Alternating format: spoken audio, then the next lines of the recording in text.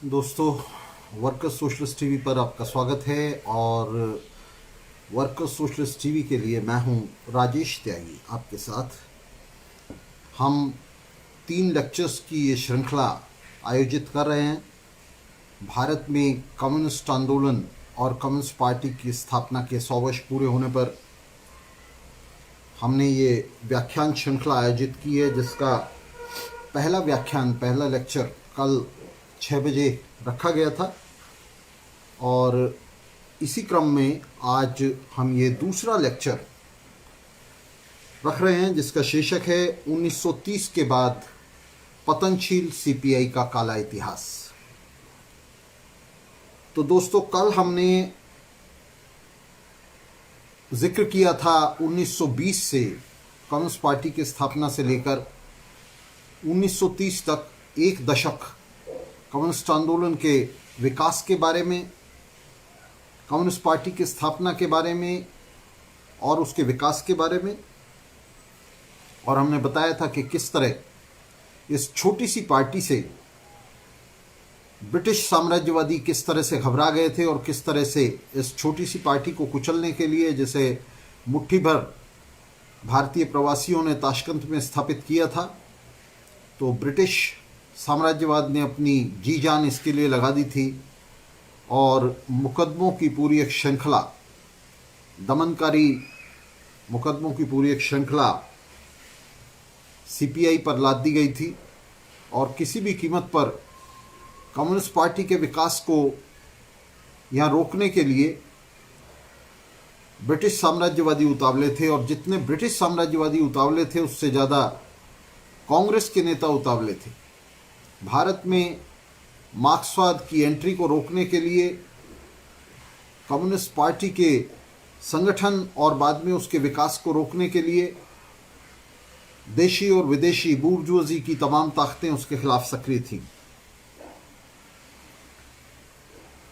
तो हमने कल अपनी बातचीत का अंत किया था कि किस तरह से मुंबई में कपड़ा मिल मजदूरों की हड़तालें, जो 1928 और 1929 में राजनीतिक परिदृश्य को डोमिनेट कर रही थी, और उसके साथ ही रेलवे मजदूरों की हड़ताल के बाद मेरठ षड्यंत्र केस लाद दिया गया था कम्युनिस्ट नेताओं पर और उनकी गिरफ्तारियां हो गई थी।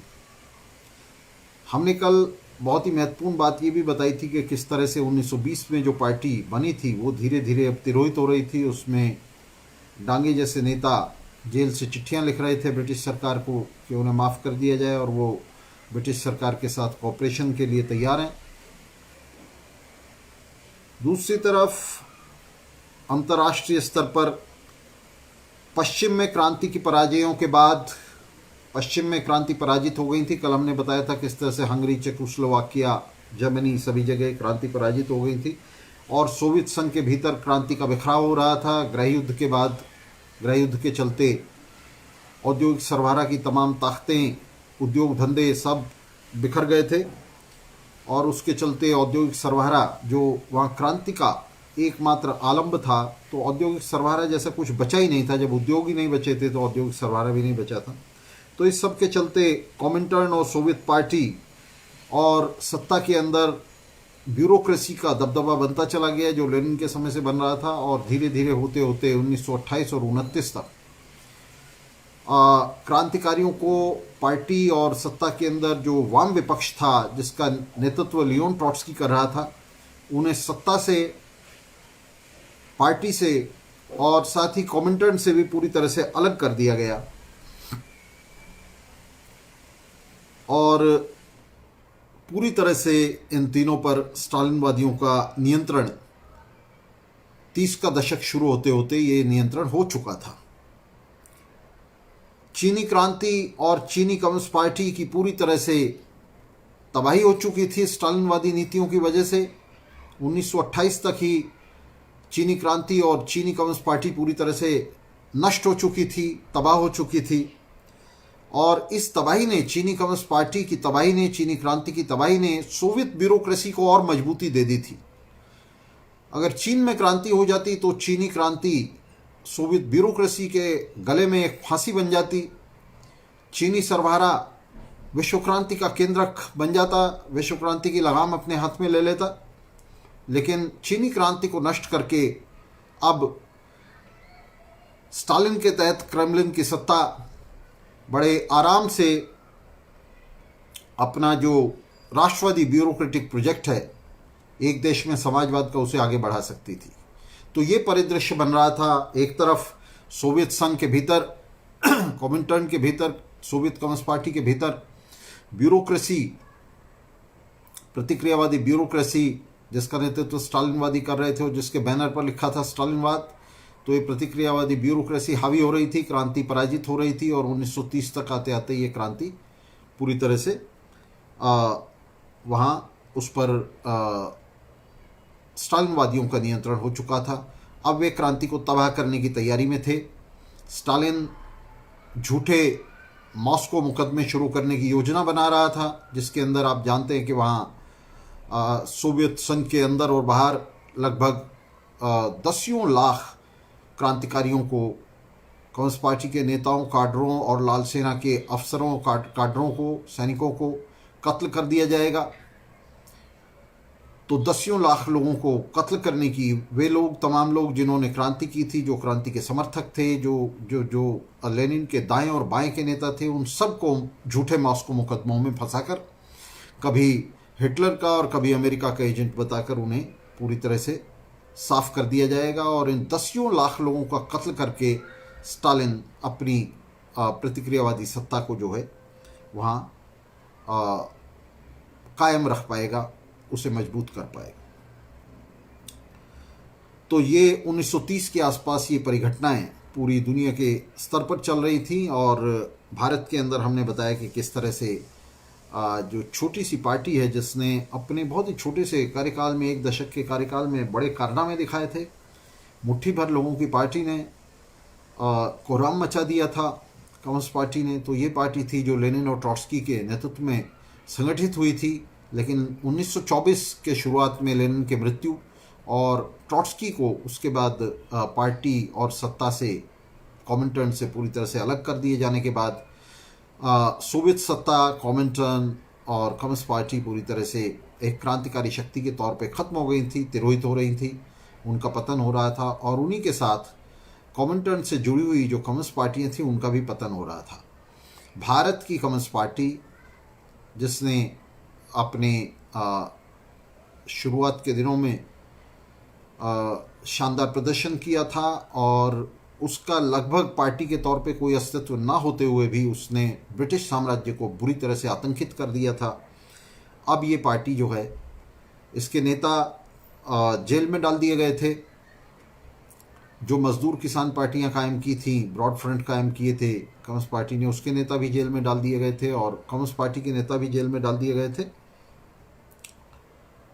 और इसके साथ ही ये जो दौर है 1930 से आगे हम चल रहे हैं, तो 1930 आते आते ये दौर जो पार्टी का था, जो उसका शानदार दौर था जिसमें पार्टी लड़ रही थी, ये धीरे धीरे तिरोहित हो गया, ख़त्म हो गया।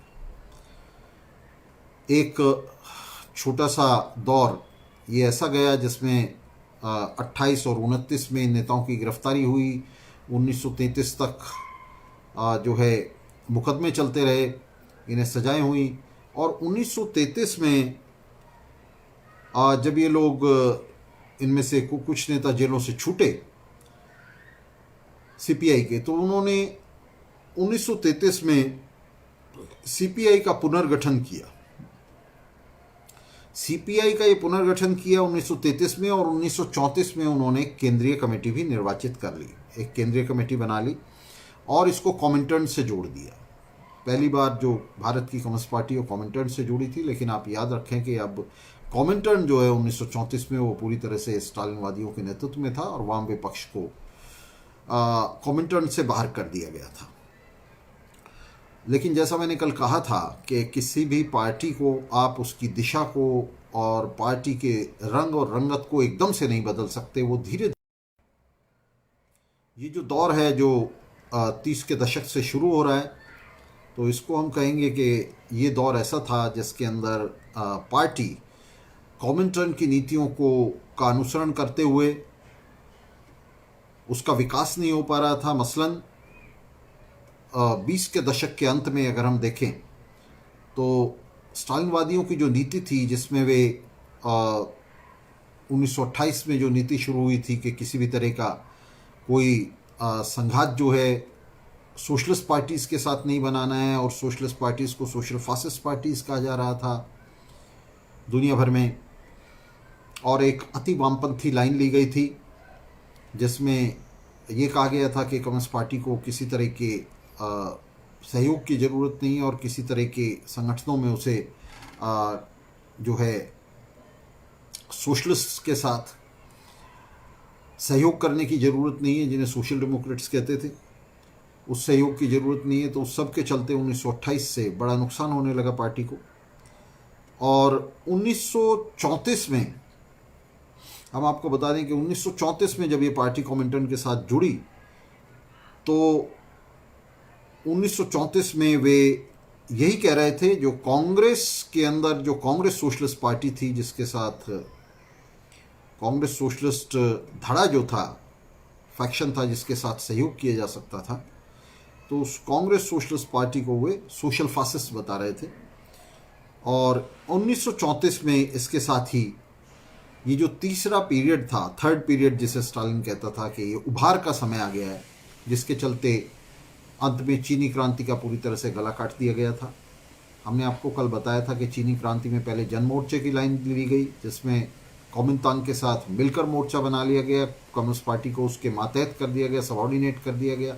फिर इस नीति को पलटते 1928 में स्टालिन ने कहा कि अब जो है थर्ड पीरियड शुरू हो गया है, अब कम्युनिस्ट पार्टी को किसी के सहयोग की ज़रूरत नहीं है, और उसे जो है अकेले हमला खोलना चाहिए, और घायल कम्युनिस्ट पार्टी को, पिटती हुई कम्युनिस्ट पार्टी को, चीनी कम्युनिस्ट पार्टी को कॉमिंतांग से जो है उससे भिड़ा दिया गया, और शहरों में समय पूर्व बगावतें शुरू कराई गई ऐसे समय में जिसमें कम्युनिस्ट पार्टी चीन में पूरी तरह से नष्ट हो चुकी थी। और इस 1928 के दौर में 27 और 28 में इस तरह से कम्युनिस्ट पार्टी का पूरी तरह से बची खुची पार्टी का भी सफाया कर दिया गया। तो ये थर्ड पीरियड की लाइन थी। ये थर्ड पीरियड की लाइन जो है 1934 तक आप देखेंगे ये स्टालिनवादी जारी रखते हैं। वो कहते हैं कि दुनिया में उभार का समय आ गया है, और ये काल है जिसमें स्टालिनवादी सबसे ज़्यादा पिटते हैं। जर्मनी में इनकी नीतियों की वजह से, स्टालिनवादी कॉमिंटर्न की नीति की वजह से, जिसे जर्मन कम्युनिस्ट पार्टी फॉलो कर रही थी, उसका अनुसरण कर रही थी, हिटलर का उभार हो जाता है और हिटलर सत्ता में आ जाता है। 1928 में जब ये थर्ड पीरियड की लाइन शुरू की गई थी, तो जर्मनी में पार्टी को हिदायत दी गई थी कि वो वहाँ जो है सोशल डेमोक्रेट्स से हर तरीके का नाता तोड़ ले। आपको बता दें, जर्मनी में उस समय जो मजदूर वर्ग का 2/3 हिस्सा है वो सोशल डेमोक्रेट्स के साथ था, और 1/3 हिस्सा कम्युनिस्टों के साथ था। तो इन दोनों के बीच में जो एकता थी उसे तोड़ दिया गया था स्टालिनवादी नीतियों की वजह से। और स्टालिनवादी चुपचाप उस समय नाजियों के साथ, हिटलरवादियों के साथ एकता बना रहे थे, और हिटलरवादियों के साथ मिलकर, नाजियों के साथ मिलकर वे सोशल डेमोक्रेट्स की मीटिंग्स पर भी हमला कर रहे थे। तो इन सब नीतियों के चलते आखिर में हिटलर जो है वो सत्ता में आ गया। 1933 में, जनवरी 1933 में हिटलर ने सत्ता संभाल ली थी जर्मनी में, और उसके साथ ही कॉमिंटर्न ने अपनी नीति को पूरी तरह से 180 डिग्री पर घूमते हुए पूरी तरह से अपनी नीति को उलट दिया। अब 1934 में से ही उन्होंने, 1934 के शुरू से उन्होंने ये कहना शुरू किया, वैसे तो 1933 में ही उन्होंने ये कहना शुरू कर दिया था कि 1934 में वे ऑफिशियली, आधिकारिक रूप से ये कहने लगे कि अब थर्ड पीरियड का अंत हो गया है, ये जो उभार का समय था ये ख़त्म हो गया है। और 1935 में स्टालिन ने, आप जानते हैं कि दिमित्रोव के जरिए कॉमिंटर्न की 7वीं कांग्रेस में एक थीसिस प्रस्तुत करे, जिसे हम दिमित्रोव थीसिस के नाम से जानते हैं, लेकिन वास्तव में स्टालिन की थीसिस थी, जिसमें जन मोर्चे की नीति की अनुशंसा की गई, जिसमें कहा गया कि फासिस्टों के खिलाफ हर तरह के मोर्चे बनाए जा सकते हैं। उसमें जो बूर्जुआ उदारवादी हैं उनके साथ मिलकर के, उदारवादी बूर्जुआ के साथ मिलकर मोर्चे कायम किए जा सकते हैं। और इस नीति के चलते जो स्टालिन है वो फ्रांस और ब्रिटेन के साथ दरअसल चिपकने की कोशिश कर रहा था। साम्राज्यवादियों के जो दो शिविर उभर रहे थे, जिसमें एक तरफ फ्रांस और ब्रिटेन थे, दूसरी तरफ जर्मनी और इटली थे। तो स्टालिन 1934 में इस जन मोर्चे की नीति के जरिए कोशिश कर रहा था कि किसी तरह से फ्रांस और ब्रिटेन के नेतृत्व वाले मोर्चे के साथ चिपका जाए। फ्रांस और ब्रिटेन ने उसे अपने साथ चिपकाने से मना कर दिया। तब आप देखेंगे कि आगे किस तरह से स्टालिन जो है जाकर के तब हिटलर के साथ चिपक गया, फांसीवादी मोर्चे के साथ चिपक गया। उस पर अभी हम बात करेंगे। तो ये थर्ड पीरियड का अंत था 1934 में, और 1935 में कॉमिंटर्न की 7वीं कांग्रेस में दिमित्रोव थीसिस रखी गई, जिसके अंदर जन मोर्चे की लाइन की अनुशंसा की गई। उसमें कहा गया कि उदारवादी बूर्जुआजी के साथ अंतर्राष्ट्रीय और राष्ट्रीय स्तर पर भी मोर्चे कायम किए जा सकते हैं। और इस नीति के चलते स्टालिनवादी पार्टी, जो कल तक सीएसपी को, कांग्रेस सोशलिस्ट पार्टी को, कांग्रेस सोशलिस्टों को, जिनमें जयप्रकाश नारायण और लोहिया जैसे समाजवादी थे, उनको अभी सोशल फासिस्ट बता रही थी। कल तक वो उन्हें सोशल फासिस्ट कह रही थी। 1935 में स्टालिन की इस नई नीति के आते ही भारत में सीपीआई जो है वो सीएसपी में शामिल हो गई, कांग्रेस सोशलिस्ट पार्टी में शामिल हो गए स्टालिनवादी, और उन्होंने कांग्रेस सोशलिस्ट पार्टी की जो मांग थी संविधान सभा की, उसका भी समर्थन करना शुरू कर दिया, जिसका कल तक वे विरोध करते आ रहे थे। तो ये जिगजैग हम आपको दिखाएंगे कि किस तरह से दाएं बाएं होते हुए ये कम्युनिस्ट पार्टी जो है ये असल में कोई किसी नीति का अनुसरण ही नहीं कर पाई, किसी ठोस नीति का अनुसरण नहीं कर पाई। ये लगातार दाएं बाएं होती रही। तो कल तक जिस कांग्रेस सोशलिस्ट पार्टी को सोशल फासिस्ट बता रही थी सीपीआई, उसी पार्टी के अंदर शामिल हो गई। और 1935 की जो कॉमिंटर्न की ये थीसिस थी, जिसे स्टालिन ने असल में ड्राफ्ट किया था, जो दिमित्रोव थीसिस के नाम से सामने आई, तो उस जन मोर्चे की लाइन का अनुसरण करते हुए शामिल हो गए। 1939 से जब अभी मैंने आपको बताया कि फ्रांस और ब्रिटेन ने स्टालिन को अपने साथ नहीं चिपकने दिया, उन्होंने उसके साथ मोर्चा नहीं बनाया, तो 1939 में, अगस्त 1939 में स्टालिन ने बड़ी बेशर्मी हिटलर के साथ एक युद्ध संधि कर ली। इस युद्ध संधि के मुताबिक पहले यूरोप पर हमला करना था और हिटलर को यूरोप में घुसने के लिए रास्ता देना था स्टालिन ने, और उसके बाद स्टालिन और हिटलर दोनों ने मिलकर अफ्रीकी महाद्वीप पर हमला करना था। और दोनों का जो योजना थी वो अफ्रीका से होते हुए, यूरोप के बाद अफ्रीका से होते हुए पूरी दुनिया के अंदर हमले करने और दुनिया की टेरिटरीज को आपस में बांटने की थी, जैसा कि इस संधि के दूसरे प्रोटोकॉल में बहुत स्पष्ट हुआ था। ये सीक्रेट प्रोटोकॉल था जो दूसरे विश्व युद्ध के बाद सामने आ पाया था। तो ये कोई शांति संधि नहीं थी हिटलर और स्टालिन के बीच में, बल्कि एक बिल्कुल सीधे युद्ध संधि थी, जिसके चलते युद्ध संधि के होते ही तुरंत ही पहले हिटलर ने और फिर स्टालिन ने पोलैंड पर हमला कर दिया। पोलैंड पर हमला एक तरह से पूरे यूरोप पर हमला था। यूरोप में हिटलर के घुसने के लिए दरवाज़ा खोल दिया गया पोलैंड के जरिए।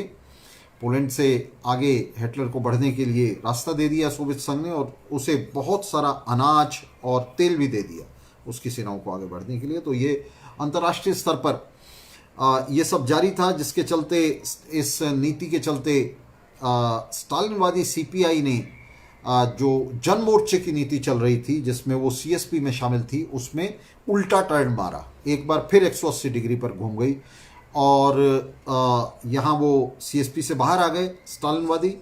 और बल्कि ये कहा जाए कि उन्हें काफ़ी सारे स्टालिनवादियों को तो हिटलर का समर्थन करने के लिए सीएसपी से बाहर निकाल दिया गया, और बहुत सारे अपने आप बाहर आ गए सीएसपी से, कांग्रेस सोशलिस्ट पार्टी से। और इस तरह से ये स्टालिन हिटलर युद्ध संधि संपन्न हुई। और ये जो समय था 1939 से 41 तक ये संधि चली। 41 में हिटलर ने स्टालिन के पीठ में छुरा घोंपते हुए सोवियत रूस पर हमला कर दिया था। तो ये जो पीरियड था लगभग 2 साल से कम का ये समय था, जिसमें स्टालिन और हिटलर के बीच में ये समझौता रहा। तो ये एक ऐसा काल था जिसमें भारत की कम्युनिस्ट पार्टी ब्रिटिश सरकार का वास्तव में विरोध कर रही थी, लेकिन इस विरोध के पीछे उसकी मंशा औपनिवेशिक दास्ता के जुए से मुक्ति की नहीं थी, बल्कि स्टालिन के जो राष्ट्रीय ब्यूरोक्रेटिक हित थे, क्रेमलिन के जो हित थे, उन्हें सींचने की, उन्हें सपोर्ट करने की मंशा थी। क्योंकि स्टालिन की संधि उस समय हिटलर के साथ चल रही थी 1939 से 41 तक, इसलिए भारत में कम्युनिस्ट पार्टी ब्रिटेन का विरोध कर रही थी, ब्रिटिश साम्राज्यवाद का विरोध कर रही थी। तो ये एक संक्षिप्त पीरियड ऐसा था, एक संक्षिप्त काल ऐसा था 1939 से 41 तक, जिसमें भारत की कम्युनिस्ट पार्टी, और सिर्फ यही एक काल था जिसमें भारत की कम्युनिस्ट पार्टी ब्रिटिश सत्ता का विरोध कर रही थी, और ये 2 साल से भी कम का समय था। बार बार स्टालिनवादी जो हैं वो आपको बताएंगे कि हम जो है ब्रिटिश सरकार का विरोध कर रहे थे, तो हम आपको स्पष्ट कर दें कि ये छोटा सा पीरियड था जिसमें भारत की कम्युनिस्ट पार्टी विरोध कर रही थी ब्रिटिश सरकार का, इसलिए क्योंकि हिटलर जो है वो ब्रिटेन के खिलाफ लड़ रहा था, उसके खिलाफ खड़ा था, और दोनों के बीच में एक युद्ध जारी था। तो इस युद्ध के अंदर एक तरह से भारत की कम्युनिस्ट पार्टी हिस्सा ले रही थी हिटलर के पक्ष में, ब्रिटेन के खिलाफ। तो इसलिए वो ब्रिटिश साम्राज्य के खिलाफ जो है इस छोटे से काल में 1939 से 41 के काल में वो लड़ रही थी। इससे पहले 1939 से पहले वो बिल्कुल नहीं लड़ रही थी, बल्कि स्टालिन क्योंकि फ्रांस और ब्रिटेन के साथ मोर्चा बनाने की कोशिश कर रहा था, इसलिए उसने इस लड़ाई को पूरी तरह से इस पर ब्रेक लगाए हुए थे। और जहां कहीं थोड़ा बहुत सीपीआई सक्रिय थी भी 39 से पहले, तो उसका इस्तेमाल जो है स्टालिन ब्रिटेन पर दबाव बनाने के लिए कर रहा था कि वो स्टालिन के साथ मोर्चा बनाए। और ये भारत में ही नहीं, जितनी भी ब्रिटेन की कॉलोनियाँ थी, उपनिवेश थे, उन सब के अंदर ये नीति जो है ये जारी थी। तो ये छोटा सा समय था जिसमें हम कह सकते हैं एक संक्षिप्त संघर्ष का काल था सीपीआई का, जिसमें सीपीआई जो है वो हमें दिखाई दे रही थी ब्रिटिश सरकार के खिलाफ जो है लड़ती हुई। 1941 में जैसे ही हिटलर ने सोवियत संघ पर हमला किया और स्टालिन ब्रिटेन की शरण में पहुंचा,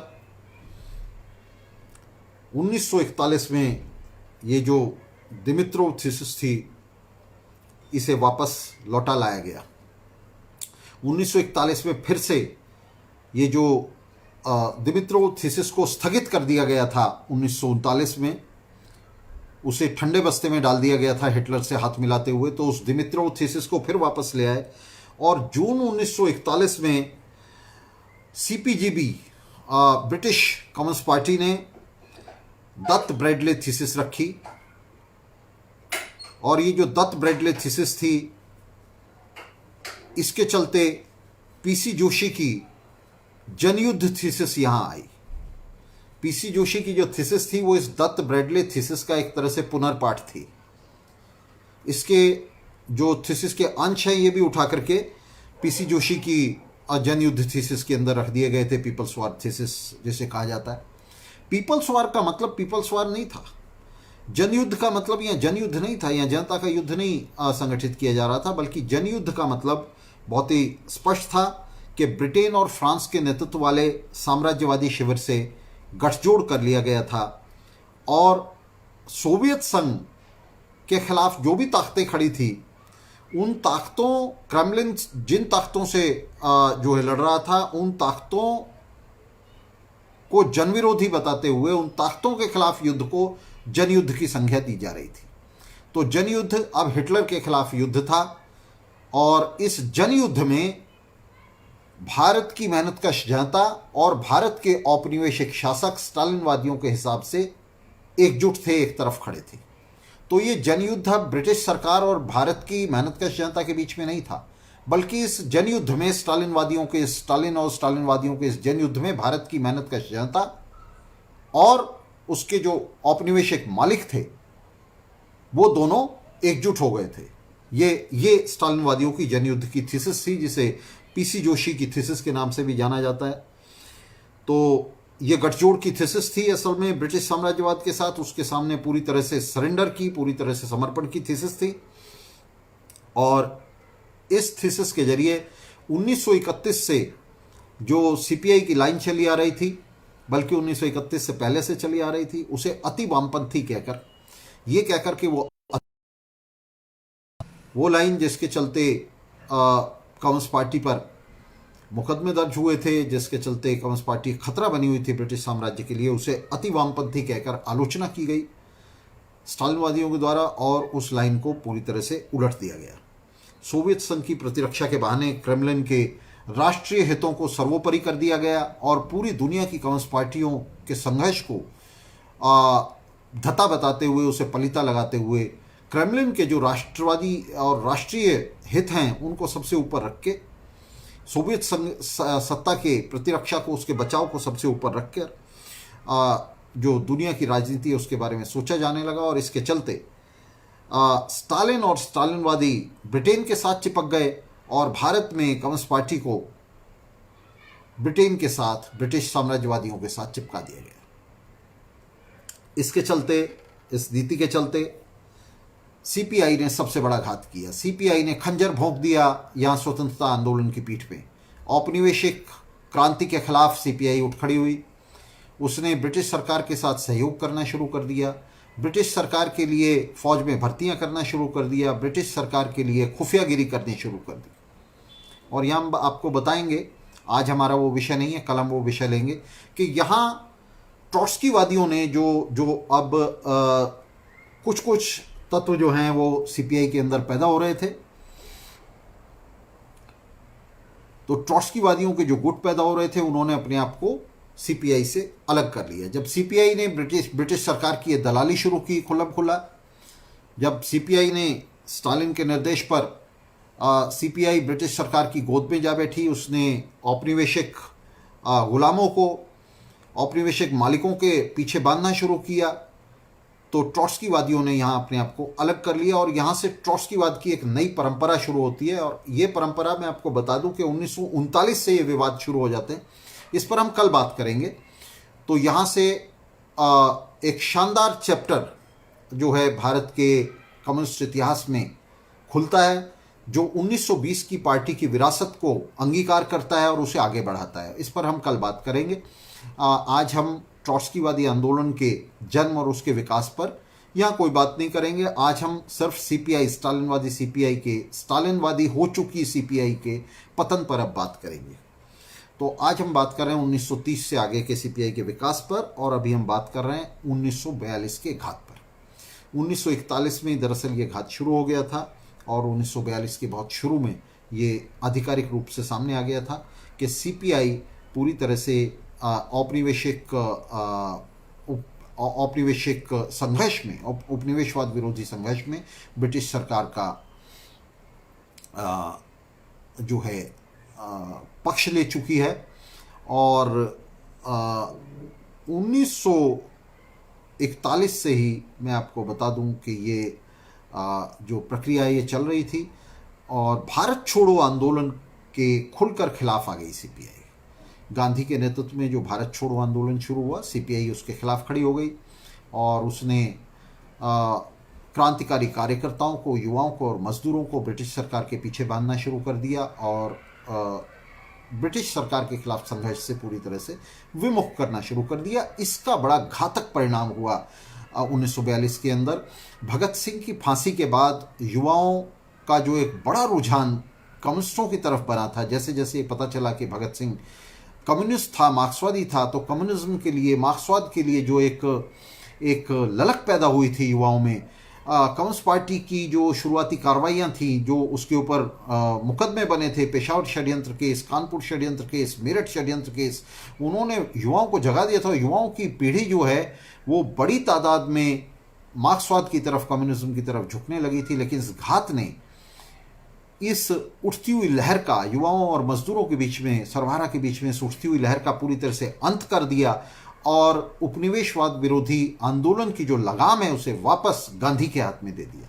गांधी ने बहुत चालाकी से इसी समय भारत छोड़ो आंदोलन शुरू किया, जानबूझकर कम्युनिस्टों को डिस्क्रेडिट करने के लिए, और सीपीआई ने एक तरह से गांधी की इस साजिश का साथ दिया। सीपीआई भारत छोड़ो आंदोलन का खुल्लम खुल्ला विरोध करने लगी। उसके अखबार भारत छोड़ो आंदोलन के खिलाफ और ब्रिटिश सरकार के पक्ष में लिखने लगे और वे ये कहने लगे कि ब्रिटिश सरकार का विरोध नहीं होना चाहिए, ब्रिटिश सरकार का हमें सहयोग करना चाहिए, ब्रिटिश सरकार कि युद्ध प्रयासों के लिए चंदे इकट्ठे करने लगे, सैनिक भर्तियां करने लगे, खुफियागिरी करने लगे। हम आपको बताएंगे किस तरह से बीएलपीआई के नेताओं को भी इसी समय स्टालिनवादियों ने बंबई के अंदर गिरफ्तार करा दिया था।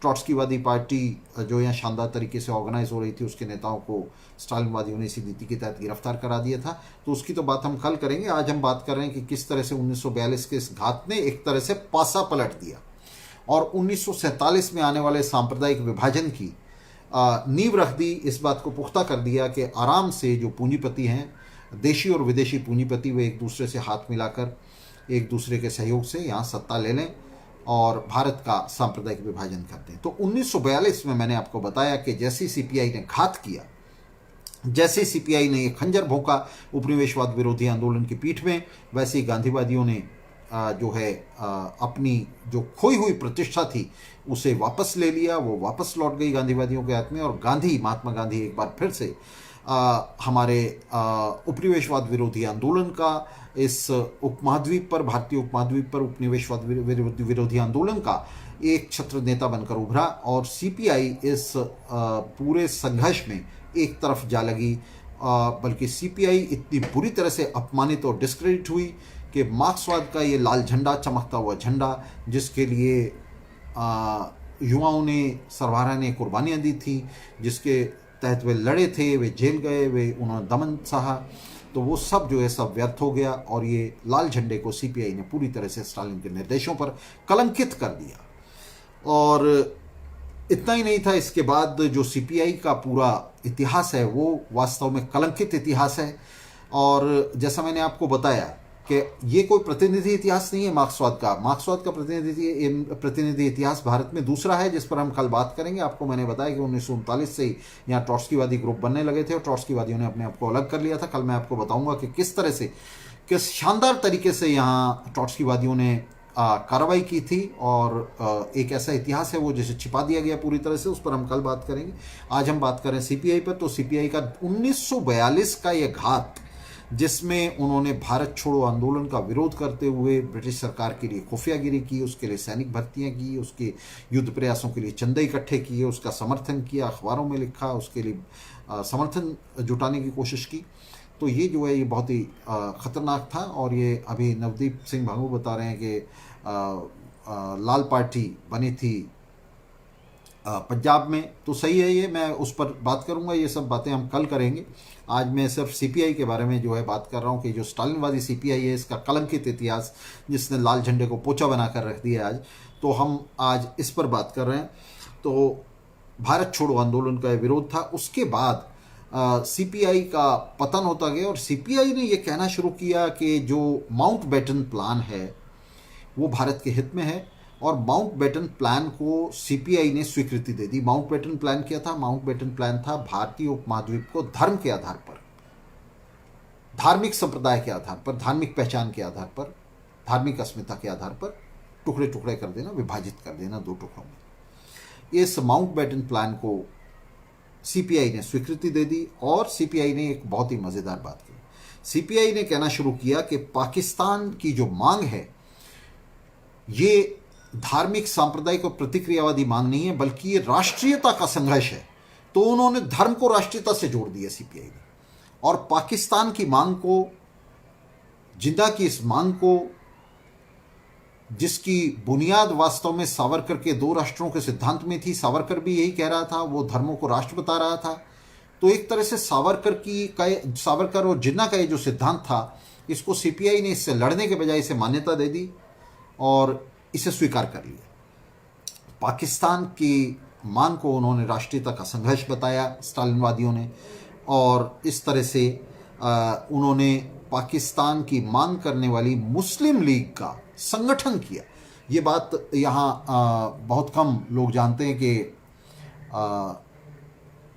पाकिस्तान की जो मांग थी उसे राष्ट्रीयता का संघर्ष बताया था और मुस्लिम लीग का संगठन करने में कम्युनिस्ट पार्टी का हाथ था, स्टालिनवादियों का हाथ था। स्टालिनवादियों ने मुस्लिम लीग का संगठन कराया ताकि पाकिस्तान की जो मांग है, जो उनके हिसाब से राष्ट्रीयता की मांग थी, उसे आगे बढ़ाया जा सके।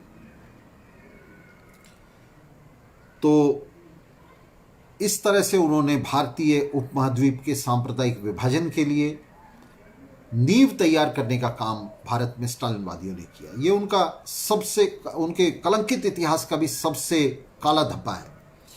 और इस तरह से करते हुए उन्होंने आने वाले समय में जो बड़ी विपदा, सांप्रदायिक दंगों की जो बड़ी विपदा भारतीय उपमहाद्वीप पर आने वाली थी, उसके लिए जो जिम्मेदार पार्टियां हैं, जिम्मेदार नेता हैं, उनमें स्टालिनवादी भी थे, स्टालिनवादी नेता थे और स्टालिनवादी पार्टियां थी।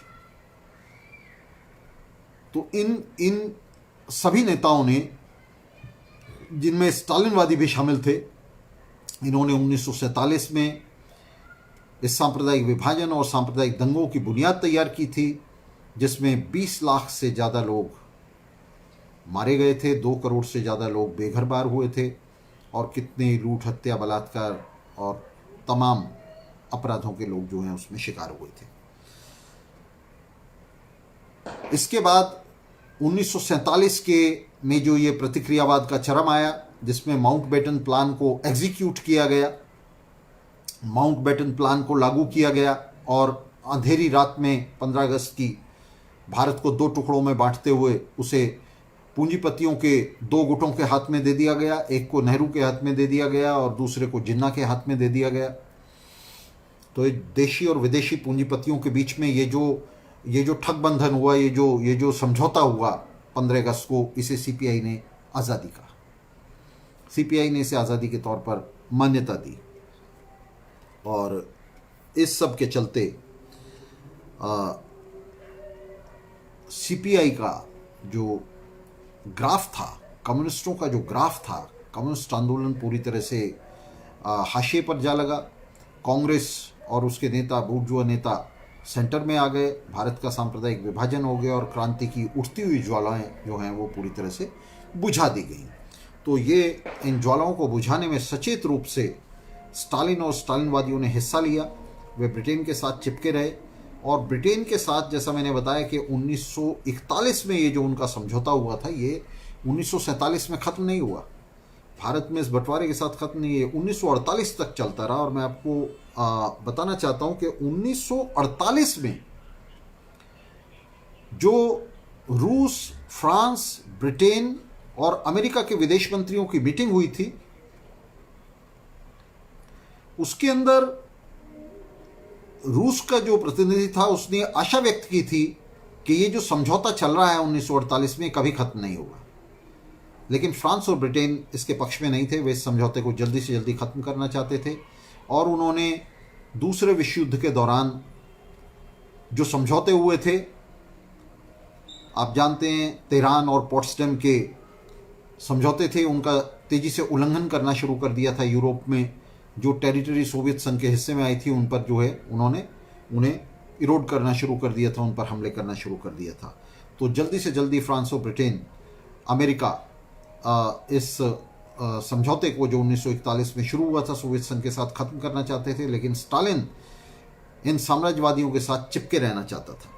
और आप जानते हैं कि दूसरे विश्व युद्ध में स्टालिन की जो लाइन थी वो एक या दूसरे साम्राज्यवादी शिविर के साथ चिपके रहने की थी, जबकि पहले विश्व युद्ध में लेनिन और ट्रॉट्स्की की लाइन, जैसे ही रूस में क्रांति हुई तो उन्होंने कहा कि हम किसी भी कीमत पर किसी भी साम्राज्यवादी शिविर के साथ जो है नहीं चिपकेंगे, किसी भी साम्राज्यवादी शिविर के साथ नहीं जाएंगे।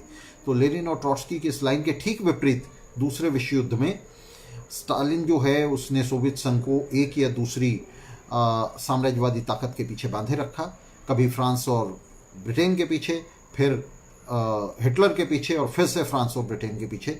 तो किसी भी तरह से उसने जो एक स्वतंत्र भूमिका सोवियत संघ की होनी चाहिए थी, एक क्रांतिकारी जो है समाजवादी संघ की जो भूमिका होनी चाहिए थी युद्ध के अंदर, उसे स्टालिन ने हासिल नहीं करने दिया। उसके बीच में वो दीवार बनकर खड़ा हो गया और सोवियत संघ को उसने एक या दूसरी साम्राज्यवादी ताकत के पीछे जो है उसमें बांधे रखा। अब 1948 में भारत में ये सत्ता हस्तांतरण हो जाने के साथ स्टालिनवादी सीपीआई ने नेहरू की सरकार को जो है उसे प्रगतिशील कहा और उससे सहयोग किया, लेकिन उस सहयोग से पहले एक ब्रीफ पीरियड और है 1948 में।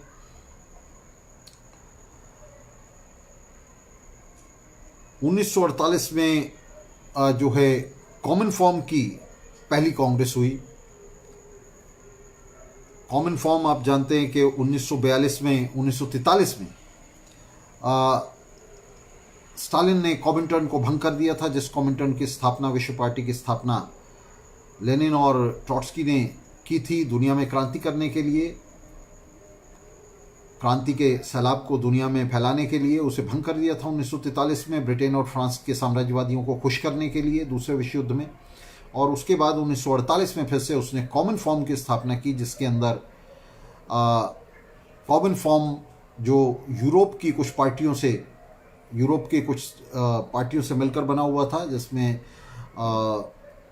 यूरोप के एडवांस कंट्रीज जो हैं वो शामिल थे कॉमन फॉर्म में। तो इस कॉमन फॉर्म की पहली कांग्रेस में आंद्रेई झदानोव थीसिस रखी गई। ये बहुत महत्वपूर्ण बात है जो मैं कहने जा रहा हूँ। आंद्रेई झदानोव जो नेता था उस समय कॉमन फॉर्म का, जैसे स्टालिन के स्टूज था वो, तो झदानोव के नाम से ये थीसिस रखी गई। और इस थीसिस में स्टालिन ने फिर से ये ऐलान किया कि झदानोव के जरिए ऐलान कराया कि दूसरे विश्व युद्ध ने पैराडाइम बदल दिया है, धुरी को बदल दिया है दुनिया में, और फिर से उभार का वक्त आ गया है। और इसलिए हमें कम्युनिस्ट पार्टियों को अब हमला तेज करना चाहिए दुनिया भर में। इस थीसिस का मतलब वास्तव में कोई क्रांति करना नहीं था, क्रांतिकारी संघर्षों को तेज करना नहीं था, बल्कि वास्तव में दूसरे विश्व युद्ध के बाद आज़ाद हुए जो उपनिवेश थे या आज़ाद हो रहे उपनिवेश थे, उनकी जो औपनिवेशिक सत्ताएं थी जिनमें बाहर हो चुकी थी और राष्ट्रीय बूर्जुआजी सत्ता संभाल रही थी, जिनमें विशेष रूप से भारत के बारे में स्टालिन सोच रहा था।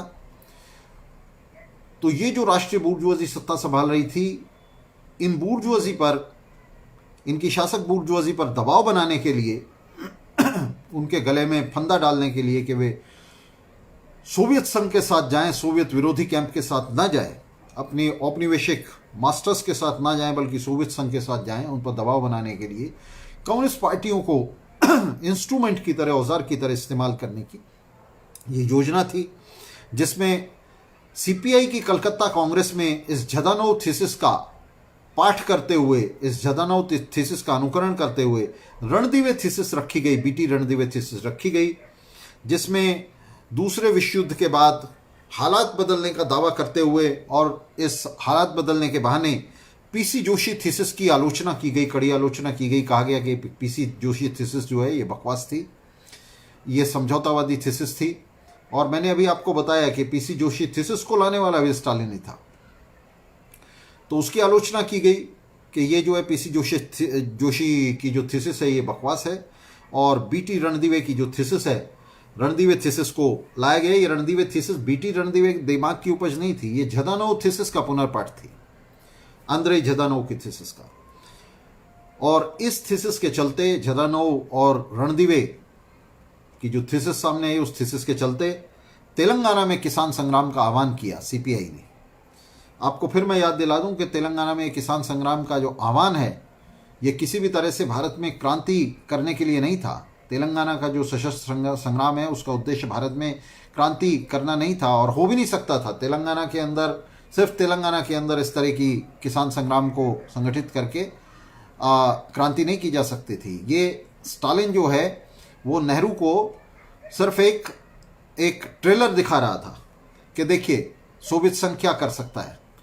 तो उसने नेहरू को ये ट्रेलर दिखाया और भारत में सीपीआई ने रणदिवे थीसिस को सामने लाते हुए, झदानोव थीसिस का पुनर्पाठ करते हुए तेलंगाना किसान संग्राम का ऐलान कर दिया और नेहरू पर दबाव बनाना शुरू कर दिया।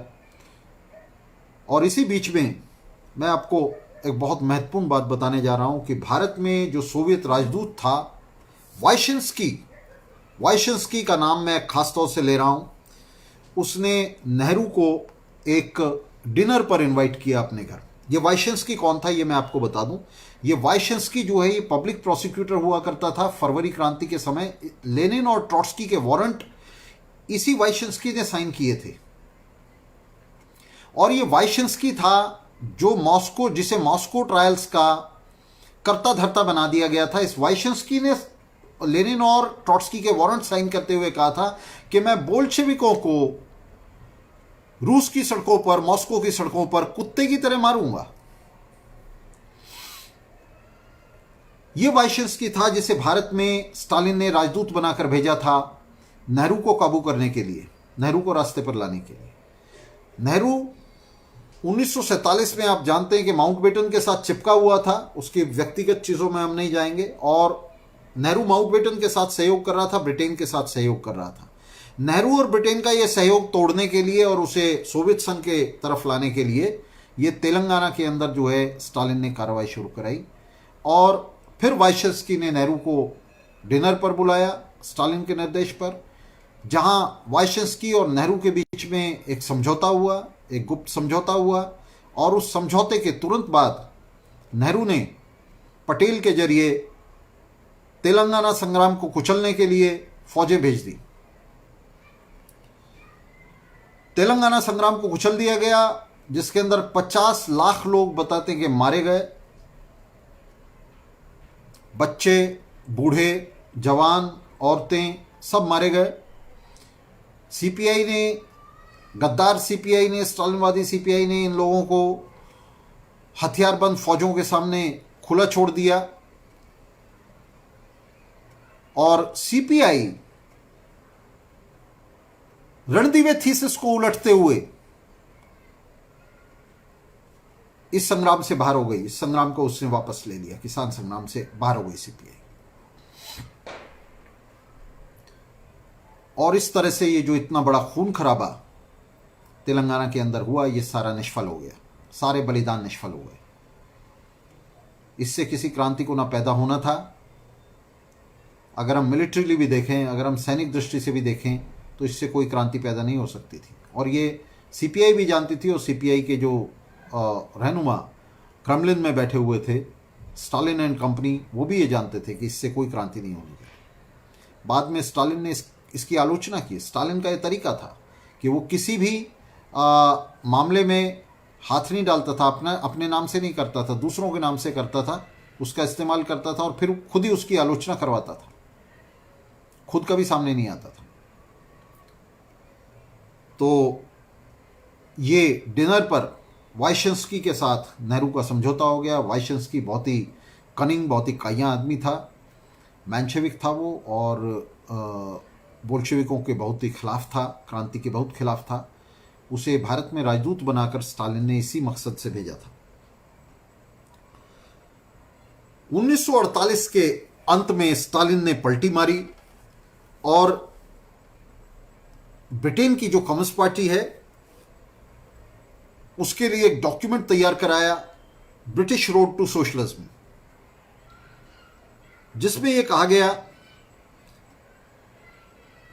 कि सशस्त्र संघर्ष नहीं बल्कि संसद जो है वो क्रांति की राह है। किसी तरह के हथियारबंद संघर्ष से क्रांति नहीं होगी बल्कि संसद के जरिए होगी। और रणदीवे थीसिस की, बीटी रणदीवे थीसिस की, जदानोव थीसिस की, उसकी अति वामपंथी कहकर, अल्ट्रा लेफ्ट कहकर उसकी आलोचना की गई। और फिर से पीसी जोशी लाइन को वापस ले आया गया। फिर से पीसी जोशी की थीसिस जो है उसे वापस ले आया गया। जो भी था,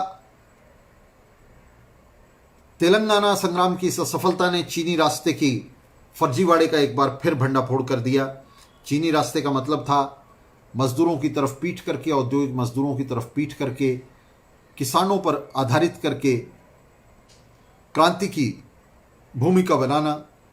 उसका जो है ये नए सिरे से भंडाफोड़ हुआ। नेहरू और स्टालिन के बीच 1948 में, ये 1948 का अंत आते आते ये समझौता हो गया। और इस समझौते के साथ ही स्टालिनवादी नेहरू की सरकार से चिपक गए, उसकी विदेश नीतियों को प्रगतिशील बताने लगे। नेहरू मौके की नज़ाकत समझ गया। वो समझ गया कि सोवियत संघ और स्टालिन यहाँ और कुछ क्रांति कर सके ना कर सके, लेकिन एक बड़ा उत्पात कर सकते हैं जिससे उसकी सत्ता जो है वो डोल सकती है। नेहरू को ये भ्रम नहीं था कि सोवियत संघ यहाँ कोई क्रांति करने जा रहा है, लेकिन उसे ये पक्का पता था, ये वो अच्छी तरह जान गया कि एक बड़ा उत्पात जो है वो स्टालिन यहाँ कर सकता है।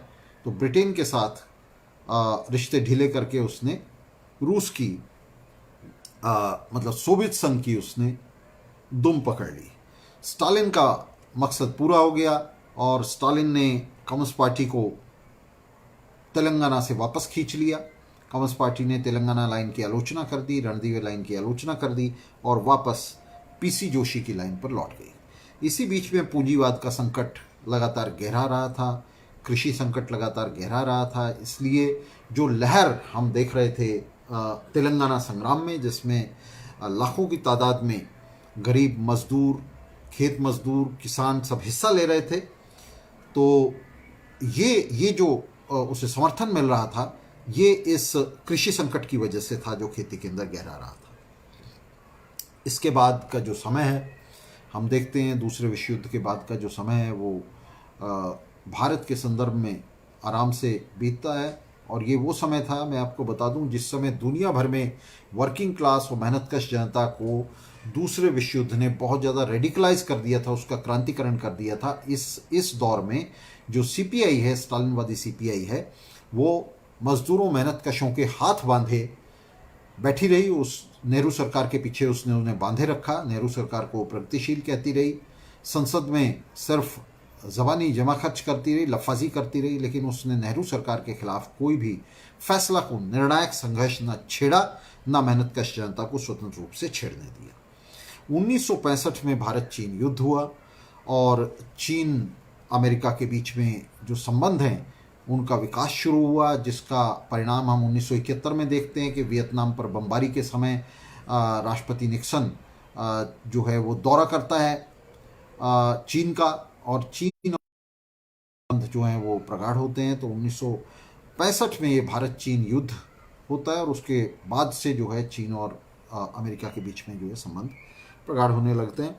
1967 में जो जिस तरह से सोवियत संघ ने, स्टालिन ने यहाँ दखल देते हुए तेलंगाना का संग्राम कराया था, उसे रिपीट करते हुए माओ त्से-तुंग ने इंदिरा गांधी पर दबाव बनाने के लिए, इंदिरा सरकार पर दबाव बनाने के लिए, उसे ब्लैकमेल करने के लिए, उसे उसके गले में फंदा डालने के लिए यहाँ नक्सलबाड़ी का जो संग्राम है, नक्सलबाड़ी के संग्राम को उसने यहाँ हवा देनी शुरू की, उसका समर्थन शुरू किया।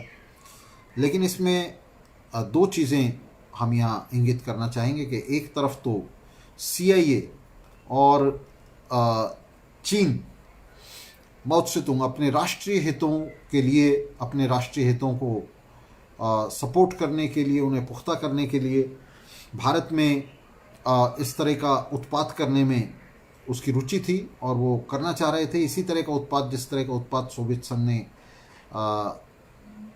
तेलंगाना के अंदर किया था, एक तरह का ये दुस्साहसिक आत्महत्या में धकेला था मेहनतकश जनता को, उसी तरह की दुस्साहसिक आत्महत्या में अब माओ त्से-तुंग यहाँ मेहनतकश जनता को धकेल रहा था। और नक्सलबाड़ी के संग्राम को जो चीनी अथॉरिटीज़ थी, चीनी सत्ता थी, उसने फंडिंग और हर तरह का समर्थन देना शुरू किया, हथियार और फंड दोनों देने शुरू किए।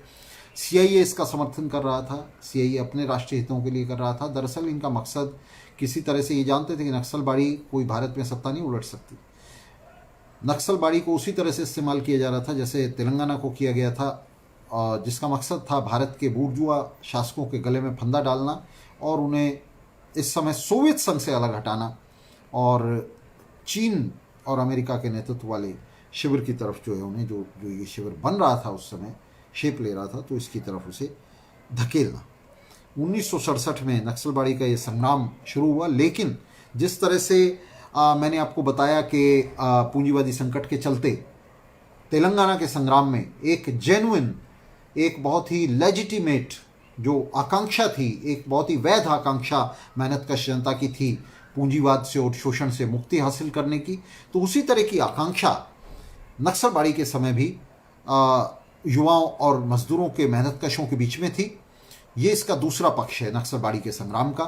तो उस आकांक्षा को एक्सप्लॉइट करते हुए, उसका इस्तेमाल करते हुए सीआईए और चीनी सरकार जो है वो इंदिरा गांधी के गले में, भारत के शासकों के गले में फंदा डाल रही थी।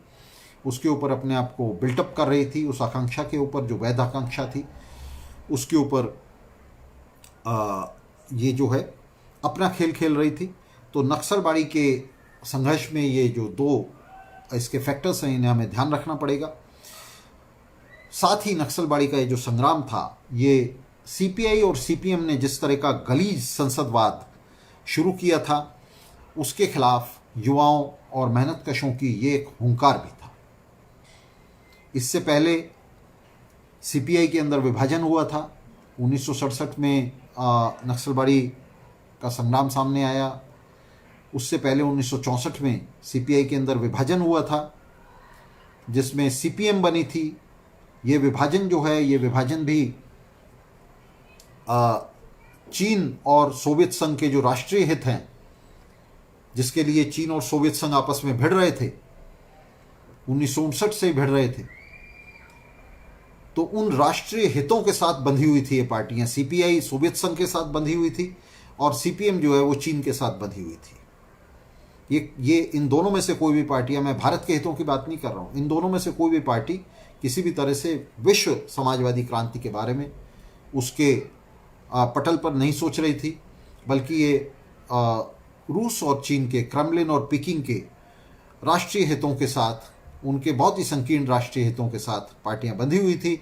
उनसे पैसा इन्हें मिलता था, बड़ी एड मिलती थी। इनके नेता जो हैं वो मॉस्को और पीकिंग के टूर किया करते थे साल में कई बार। तो ये सारी चीज़ें जो है ये इसके साथ साथ चल रही थी। 1964 में ये विभाजन जो है, ये किसी भी तरह से सैद्धांतिक विभाजन नहीं था, बल्कि सोवियत संघ और पीकिंग के बीच, चीन के बीच में जो संघर्ष था दुनिया की कम्युनिस्ट पार्टियों पर नियंत्रण के लिए, तो उस दुनिया के कम्युनिस्ट आंदोलन पर नियंत्रण के लिए, तो उस संघर्ष का हिस्सा था ये सीपीएम का अलग होना सीपीआई से।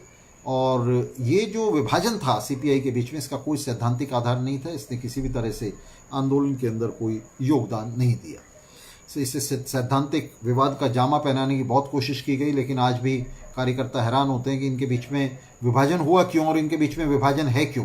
जब इनकी नीति एक है तो इनके बीच में विभाजन क्या है? इनके विभाजन का वास्तव में कोई सैद्धांतिक आधार नहीं।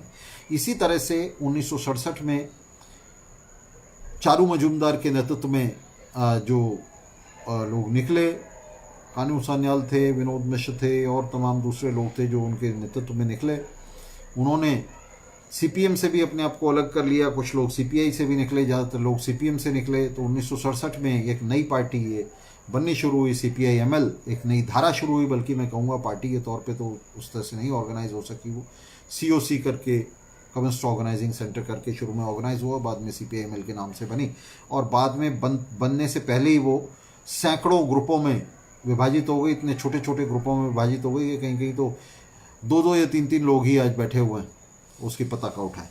तो ये 1967 में नक्सलबाड़ी का जो संग्राम है, उसके पीछे उसी तरह से सीआईए और चीनी सत्ता का जो है हाथ था, जिसका ये औजार बने हुए थे। और उनका एक बड़ा संकीर्ण सा मकसद था, वो था कि इंदिरा गांधी पर दबाव डालकर उससे रियायत हासिल करना कि वो अपने आप को सीधे सीधे सोवियत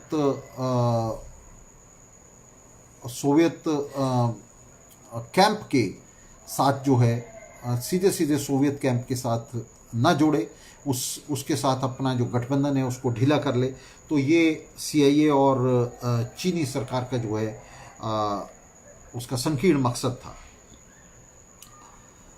नक्सलबाड़ी के इस आंदोलन ने हालांकि संसदवाद को चुनौती दी, सीपीआई सीपीएम के उस संसदवाद को चुनौती दी, जिसके चलते वे अपने आप को, सीपीआई तो सीधे सीधे नेहरू सरकार के साथ अपने आप को जोड़े हुए थी, और सीपीएम भी बनने के बावजूद उसने अपने आप को किसी तरह से अलग नहीं किया था सीपीआई की लाइन से, और वो उसी तरह के संसदवाद में। तो 1967 में नक्सलबाड़ी के इस विद्रोह के जरिए युवाओं ने इस संसदवाद को चुनौती जरूर दी, लेकिन इसका सबसे बड़ा ड्रॉबैक ये था कि ये जो नेता थे स्टालिनवाद के, माओवाद के, जिन्होंने नक्सलबाड़ी को लीडरशिप देने का दावा किया था, ये स्टालिनवाद का जो झूठा मेंशेविक प्रोग्राम था 2 चरण की क्रांति का, जिसमें स्टालिनवादी ये समझते थे कि पहले एक जनवादी क्रांति होगी भारत में जिसमें बूर्जुआजी के साथ मिलकर सत्ता ली जाएगी और उसके बाद जो है यहाँ समाजवादी क्रांति होगी। तो ये जो मरीचिका थी, ये जो मेंशेविक मरीचिका थी, झूठी मरीचिका थी कि यहाँ कोई समाजवादी क्रांति से अलग और उससे पहले कोई जनवादी क्रांति हो सकती है। तो इस मरीचिका पर ये नक्सलबाड़ी का विद्रोह जो है आधारित था।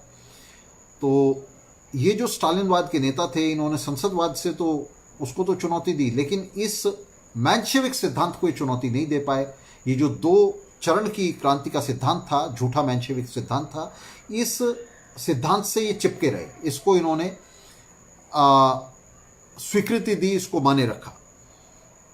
और इस सिद्धांत से चिपकने की वजह से ये नेता स्टालिनवाद से चिपके रहे, माओवाद से चिपके रहे, और वे किसी तरह से भी क्रांतिकारी धार नक्सलबाड़ी के आंदोलन को नहीं दे सके। नक्सलबाड़ी के आंदोलन को वे मजदूर वर्ग की धुरी नहीं दे सके, मजदूर वर्ग की केंद्रीयता नहीं दे सके, और मजदूर वर्ग को राजनीतिक स्वतंत्रता नहीं दे सके, उसकी राजनीतिक स्वतंत्रता के लिए संघर्ष नहीं कर सके। और इसलिए नक्सलबाड़ी की जो असफलता है वो पहले से ही तय थी। तो ये किसान आधारित क्रांति जिसकी वे भूमिका बना रहे थे, उसे चीनी रास्ता बता रहे थे। तो नक्सलबाड़ी का जो फेल्योर है, उसकी जो सफलता है, ये वास्तव में उस चीनी क्रांति के रास्ते की घोर असफलता थी जो तेलंगाना के संग्राम के बाद, और बल्कि मैं कहूँगा श्रीकाकुलम और मुशर्री जैसे संग्रामों के बाद एक बार फिर से रिपीट हो रही थी, और भी बड़े पैमाने पर रिपीट हो रही थी, और भी बड़े पैमाने पर उसे दोहराया जा रहा था। तो ये किसान आधारित क्रांति की जो लाइन थी, जिसे चीनी रास्ता बताया जा रहा था, ये फिर से एक बार नक्सलबाड़ी में पिट गई थी। चीन और अमेरिका से, हमने बताया आपको, इसकी फंडिंग हो रही थी। इंदिरा सरकार पर रूस से दूर हटने का दबाव बनाया जा रहा था, और नक्सलबाड़ी की इस असफलता के साथ साथ इस पर भयंकर पुलिस दमन हुआ। भारत के शासक खासतौर से इस बात से सशंकित थे कि इसके अंदर CIA और चीन जो है वो दखल दे रहा है, और ये भारत के अंदर एक बड़ा नुकसान कर सकते हैं। तो उन्हें इस बात का अंदाज़ा था, और वे इसलिए इस पर नक्सलबाड़ी पर वे बहुत बर्बर अत्याचार कर रहे थे। और इस बर्बरता के चलते, इस दमन के चलते नक्सलबाड़ी के आंदोलन का पूरी तरह से दमन हो गया, और एक बार फिर चीनी रास्ते का ये जो फर्जीवाड़ा था, ये फिर से बेनकाब हो गया। CPI और CPM दोनों ने इस दमन में सत्ता के साथ, बूर्जुआ सत्ता के साथ सहयोग किया, और उस सहयोग को पूरे दमन के दौर में जारी रखा, उसके बाद भी जारी रखा। और ये जो आंदोलन था स्टालिनवादियों का पूरा, ये एक तरफ तो संसदवाद और दूसरी तरफ नक्सलबाड़ी से जो मामला तय हुआ और पैदा हुआ, संसद के बहिष्कार की राजनीति, उसके बीच जो है झूलने लगा। एक तरफ तो ये गलीज संसदवाद जिसे CPI CPM ने पैदा किया था, जिसके चलते CPI और CPM संसद के अंदर नेहरू सरकार की दुम बन गए थे, नेहरू सरकार की पूंछ पर बैठे हुए थे, बूर्जुआ पार्टियों के साथ, बूर्जुआ सत्ता के साथ समझौता कर लिया था। एक तरफ तो गलीज संसदवाद, और दूसरी तरफ माओवादियों की संसद बहिष्कार की नीति, बॉयकॉट की नीति, चुनाव बॉयकॉट की नीति। तो इन दोनों ध्रुवों के बीच में, जो दोनों गैर मार्क्सवादी बल्कि कहें कि मार्क्सवाद विरोधी ध्रुव थे, इनके बीच में आंदोलन जो है वो झूलता रहा, आज भी झूल रहा है। 1974 से 77 तक आप जानते हैं कि CPI ने आपातकाल का समर्थन किया। 1974 में इंदिरा गांधी ने आपातकाल लगा दिया, इमरजेंसी लगा दी, और ये इमरजेंसी जिन कारणों से लगाई गई, उसमें एक तो इंदिरा गांधी को ये बड़ा संदेह था, और वो संदेह नहीं था, वो सही भी था कि उसके अंदर जो साम्राज्यवादी ताकतें, अमेरिका जैसी ताकतें हैं, वो बड़ा इसके अंदर दखल देने और अशांति फैलाने की कोशिश कर रही थी। क्योंकि इंदिरा गांधी सोवियत संघ के साथ बंधी हुई थी, तो दोनों शिविरों के बीच में, सोवियत संघ और अमेरिका के बीच में जो संघर्ष चल रहा था, उस संघर्ष के लिए प्लेग्राउंड बनाने की कोशिश हो रही थी। और उसके प्रति भारत के जो शासक थे इंदिरा गांधी के नेतृत्व में संगठित थे, वे सशंकित थे। और उस सब के चलते 1974 में दूसरी तरफ आर्थिक संकट गहराता चला जा रहा था, जिससे इंदिरा गांधी की सत्ता और भी ज़्यादा डावाडोल हो रही थी, बेरोजगारी बढ़ रही थी, कीमतें बहुत ज़्यादा बढ़ रही थी इस आर्थिक संकट के चलते। तो 1974 में इस सब के चलते जो इंदिरा गांधी का विपक्ष था वो मजबूत हो रहा था। इंदिरा गांधी ने 1974 में इमरजेंसी लगा दी, और इमरजेंसी लगाते ही, इमरजेंसी से पहले ही बल्कि कहा जाए कि स्टालिनवादियों का एक धड़ा इंदिरा गांधी के साथ था। सीपीआई, भारत की कम्युनिस्ट पार्टी, ये इमरजेंसी का समर्थन कर रही थी, आपातकाल का समर्थन कर रही थी। और आपातकाल में जो बेइंतहा बर्बरता हुई और दमन हुआ, उस सारी बर्बरता और दमन के दौर में भी सीपीआई, स्टालिनवादी सीपीआई इंदिरा गांधी के साथ खड़ी रही। सीपीएम ये कह सकती है कि हम इंदिरा गांधी के साथ नहीं खड़े हुए, लेकिन सीपीएम तो उससे भी ज़्यादा नीचे गिरकर, सीपीएम ने तो इस दौर में कमाल ही कर दिया। सीपीएम सबसे ज़्यादा, इंदिरा गांधी से भी ज़्यादा जो दक्षिणपंथी तत्व थे उनके साथ जाकर चिपक गई सीपीएम। और इसका परिणाम अंत में सामने आया कि 1977 में ये बहुत स्पष्ट हो गया कि जनता पार्टी की जो सरकार है उसे एक तरफ से सीपीएम कंधा दे रही थी और दूसरी तरफ से उसे संघ परिवार कंधा दे रहा था, जनसंघ कंधा दे रहा था। एक तरफ से जनसंघ और दूसरी तरफ से स्टालिनवादी सीपीएम। तो इस दौर में ये जो बहुत ही ज़बरदस्त संकट का दौर था, जिसमें मेहनत का जनता को मोबिलाइज किया जा सकता था इनकलाब के लिए, उसे संगठित किया जा सकता था, और जिसमें लाल झंडे को ऊंचे से ऊंचा उठाया जा सकता था। इस दौर में इन दोनों पार्टियों ने लाल झंडे को फिर से पोचा बना दिया और उससे जो बूर्जुआ शिविर थे उनके अंदर जो है उसे पोचे के तौर पर इस्तेमाल किया। सीपीआई ने इंदिरा गांधी के नेतृत्व वाले सत्ताधारी शिविर से और सीपीएम ने बूर्जुआ विपक्ष से, बहुत ही जो धुर दक्षिणपंथी विपक्ष था आरएसएस, उससे सहयोग करते हुए दोनों ने सहयोग से जनता पार्टी की सरकार जो है ऊपर। जनमोर्चे की ये जो संसदीय राजनीति है, इसको लागू करते सिर्फ सीपीआई और सीपीएम नहीं थी, बल्कि ये जो नई धारा बनी थी, एमएल की धारा बनी थी नक्सलबाड़ी के समय में, इसका भी जो भाग्य हुआ वो ये हुआ कि इसमें से एक जो सबसे बड़ा धड़ा निकला विनोद मिश्र की नेतृत्व में, वो वापस जाकर उसी संसदीय कीचड़ में धंस गया। आप जानते हैं आज बिहार में लालू और तेजस्वी के तलवे चाट रहे हैं। तो ये जो धड़ा निकला, उस समय ये भाकपा माले के नाम से नहीं था, लिबरेशन के नाम से नहीं था। उस समय इन्होंने आईपीएफ बनाया था, इंडियन पीपल्स फ्रंट बनाया था, जिसके अंदर नागभूषण पटनायक ने उसे स्पष्ट करते हुए कहा कि हम इसमें जो है इसमें नागभूषण पटनायक से लेकर और वीपी सिंह तक, वीपी सिंह का उन्होंने नाम लिया था, वीपी सिंह उस समय विपक्ष के नेता थे, कि नागभूषण पटनायक से वीपी सिंह तक सब होंगे इसमें। तो आईपीएफ बनाया। आईपीएफ उसी तरह का जनमोर्चा था जिस तरह के जनमोर्चे की अनुशंसा स्टालिन करता था, जिसमें वर्किंग क्लास की पार्टियों को बूर्जुआ नेताओं और पार्टियों के पीछे बांध दिया जाएगा, उनके साथ मोर्चे बनाए जाएंगे, उनके साथ जो है संघात बनाए जाएंगे। तो इस तरह का जनमोर्चा जो है वो इन नक्सलवादियों के एक धड़े ने जो है वो तैयार करना शुरू किया।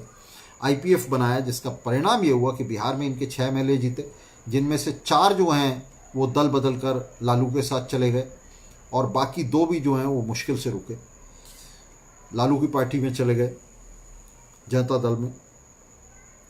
और इस तरह से स्टालिनवादियों का ये जो पतन था, जिसमें वे सीधे सीधे बूर्जुआ पार्टियों के साथ, बूर्जुआ नेताओं के साथ न सिर्फ सहयोग करते रहे बल्कि उनके लिए झल्ली ढोते रहे, उनके लिए कुलीगिरी करते चले गए शुरू से आखिर तक। 1947 से ही नहीं, 1947 से नहीं बल्कि 1947 से पहले से भी, हाँ ठीक है सरबजीत जी, मैं खुद को ठीक कर लेता हूँ, 25 जून 1975 को इमरजेंसी लगी थी 1974 से, लेकिन इनका ये सहयोग जो है ये चल रहा था इमरजेंसी के पहले से। तो सीपीआई ने जो है इस आपातकाल को समर्थन दिया था, मैंने आपको बताया, और इस आपातकाल का विरोध करते हुए सीपीएम और भी ज़्यादा दक्षिणपंथी ताकतों के साथ जाकर जो है उसने गठजोड़ कर लिया था। और उसके बाद नक्सलबाड़ी से जो धाराएं निकली, उन धाराओं में से ज़्यादातर लोगों ने, मैं आपको बताना चाहता हूं कि बहुत सारों ने तो अपने पब्लिशिंग हाउस बना लिए हैं बड़े बड़े, वे प्रकाशन चला रहे हैं, कितनी तरह के ट्रस्ट बना रखे हैं उन्होंने अलग अलग नामों से, फैमिली ट्रस्ट बना रखे हैं बहुत बड़े बड़े, तो उनको चला रहे हैं। और उनमें से बहुत सारे लोग निकले, जैसे ये आईपीएफ का मैंने जिक्र किया, जो आजकल भाकपा माले के नाम से जाना जाता है, विनोद मिश्र का जो ग्रुप था, इन्होंने बूर्जुआ पार्टियों के साथ जो है संघात बना लिया, बूर्जुआ पार्टियों के साथ इन्होंने मोर्चा बना लिया। आईपीएफ इसी तरह का एक मोर्चा था जिसमें ये कहा जाता है नागभूषण पटनायक से वीपी सिंह तक सब शामिल होंगे। लेकिन इस सब के साथ साथ पूंजीवाद का संकट गहराता जा रहा था। और एक ये भी हम ध्यान रखें कि इसमें जनमोर्चे की संसदीय राजनीति के साथ साथ माओवादियों की भी राजनीति थी, जो संसद के बहिष्कार की, बायकॉट की बात कर रही थी। और मैंने बताया कि इस बीच में ये जो स्टालिनवादियों माओवादियों की राजनीति है, ये इस बायकॉट और इस गलीज संसदवाद के बीच में जो है झूले ले रही थी, आज भी ले रही है। तो पूंजीवाद का संकट इस बीच में लगातार गहराता चला गया और स्टालिनवादी इस गहराते संकट के बीच में, जिसमें इमरजेंसी भी बीच में आई, वे बूर्जुआ दक्षिणपंथी मोर्चों के साथ चिपके रहे। उन्होंने किसी भी तरह से अपने आप को स्वतंत्र नहीं किया और कोई भी स्वतंत्र कार्रवाई उन्होंने मजदूर वर्ग की कोई भी स्वतंत्र कार्रवाई नहीं होने दी।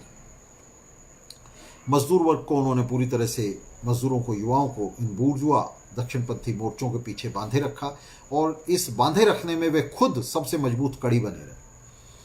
वे इन बूर्जुआ मोर्चों के साथ जो है खुद बंधे रहे और अपने अनुयायियों को उन्होंने बांधे रखा। और इस तरह से ये ज़्यादातर मामलों में उन्होंने अपने को कांग्रेस के साथ बांधे रखा। एक ब्रीफ पीरियड के लिए सीपीएम जो है उससे अलग हुई इमरजेंसी के दौरान में, और वो भी ज़्यादा दक्षिणपंथी पार्टियों के साथ, संघ परिवार के साथ जाकर चिपक गई। इस सब चिपका चिपकी में जो विपक्ष का मैदान है वो पूरी तरह से भाजपा के लिए और भाजपा जैसी फांसीवादी ताकतों के लिए उन्हें खाली छोड़े रखा। और मैं आपको याद दिलाना चाहता हूं कि 60 के दशक में जब इंदिरा गांधी सीधे सीधे शिवसेना को खड़े करके कम्युनिस्ट पार्टी पर बॉम्बे के अंदर हमले करा रही थी, उसके लीडर्स का कत्लेआम करा रही थी, उस समय भी सीपीआई के जो राष्ट्रीय नेता हैं वे इंदिरा गांधी का समर्थन कर रहे थे केंद्र में, वे उसके साथ चिपके हुए थे सीपीआई के नेता। तो इस चिपकने से जो विपक्ष का मैदान है वो पूरी तरह से फासिस्ट ताकतों के लिए, भाजपा और शिवसेना जैसी ताकतों के लिए पूरी तरह से खाली छोड़ दिया गया, जिसका परिणाम बहुत ही घातक हुए। इस मैदान को खाली छोड़ने के और बूर्जुआ पार्टियों के साथ, विशेष रूप से कांग्रेस के साथ चिपकने के, और इस सारे दौर में मैं आपको बता दूं कि इस सारे दौर में सांप्रदायिक दंगे होते रहे, नव उदारवादी नीतियां लागू होती रहीं। 1990 के दौर से तो विशेष रूप से 1989 में भारत में बूर्जुआ सत्ता इतनी अस्थिर हो गई थी कि 1989 से लेकर के 2014 तक कोई भी एक पार्टी अपने बूते पर सरकार नहीं बना पाई भारत। इस तरह से राजनीतिक अस्थिरता और राजनीतिक संकट भारत की बूर्जुआजी के लिए फैल चुका था। लेकिन इसके बीच में स्टालिनवादी लगातार इसमें संतुलन का काम करते रहे, इस असंतुलित होती हुई, इस बिगड़ती हुई राजनीतिक स्थिति को संभालते रहे और बूर्जुआजी की सेवा करते रहे।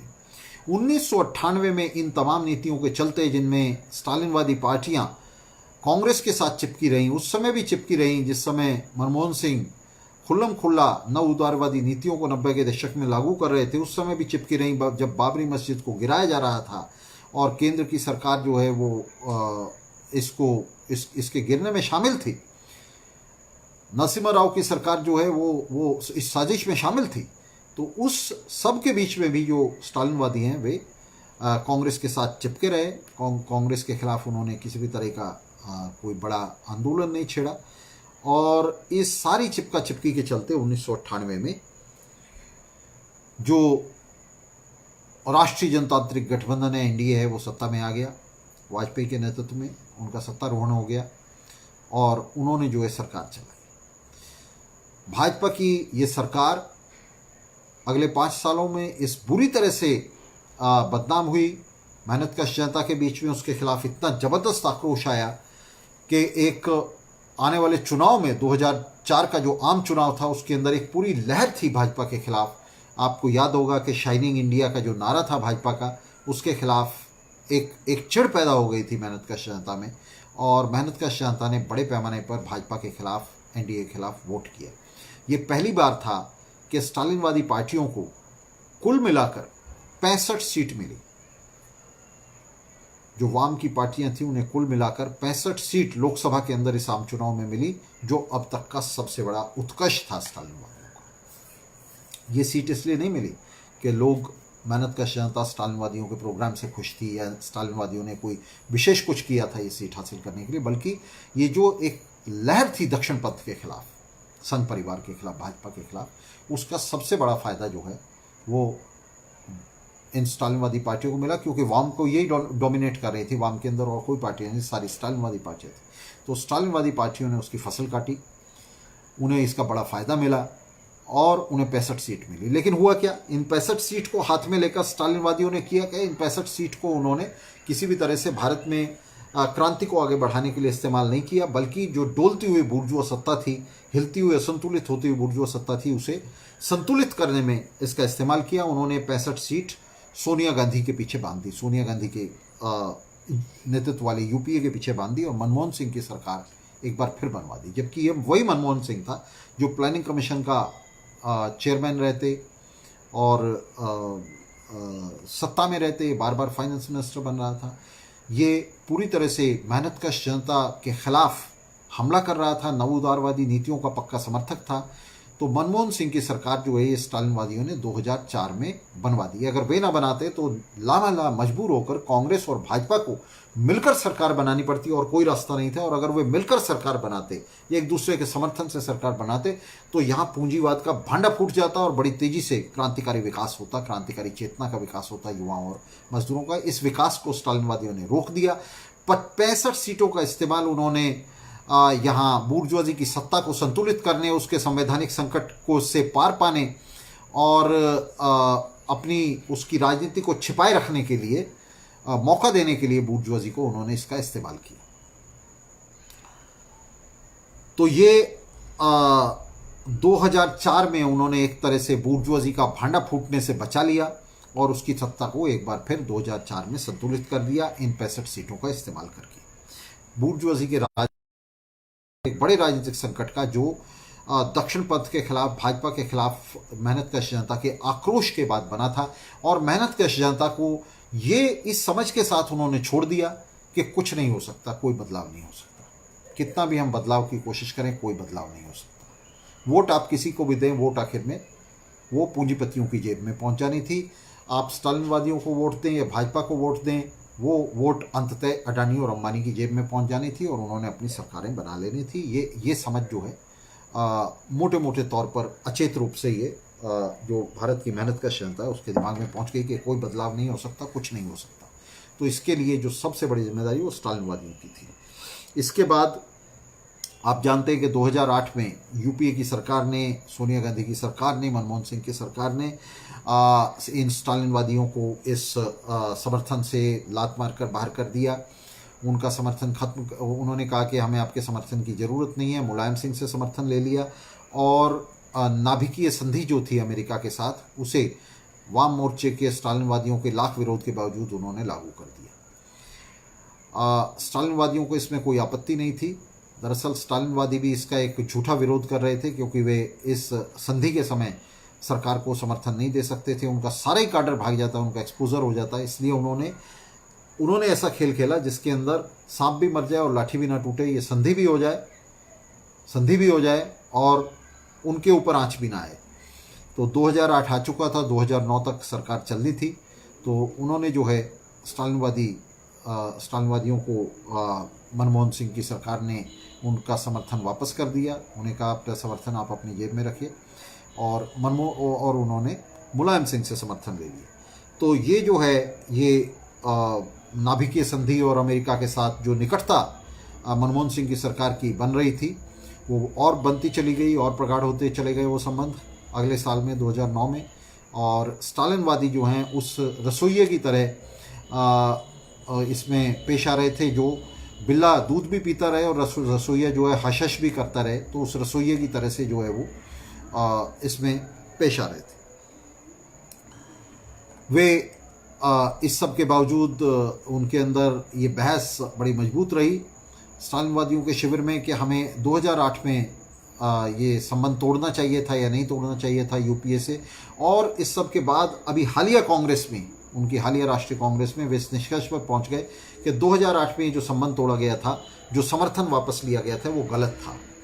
तो अब वे इस निष्कर्ष पर पहुंच गए कि सोनिया गांधी की सरकार जो है, मनमोहन सिंह की सरकार, वो नाभिकीय संधि कर रही थी अमेरिका के साथ किसी तरह के रिश्ते बना रही थी साम्राज्यवाद के साथ। उससे कोई फर्क नहीं पड़ता, हमें ये समर्थन जो है ये वापस नहीं लेना चाहिए था।